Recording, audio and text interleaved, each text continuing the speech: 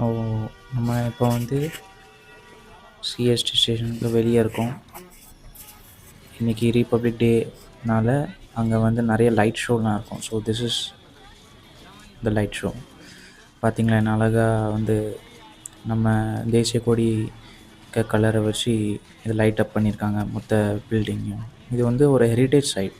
So வருஷமாக இது நடக்கிறது தான், புதுசு இல்லை. ஸோ நான் இந்த தடவை உங்களுக்கு vlog-ஆ காட்டலான்னு இங்கே கூட்டிகிட்டு வந்திருக்கேன் உங்களை. ஸோ கூட்டம் எப்பவும் போல் இருக்கிறது தான், கூட்டம் இருக்கும்.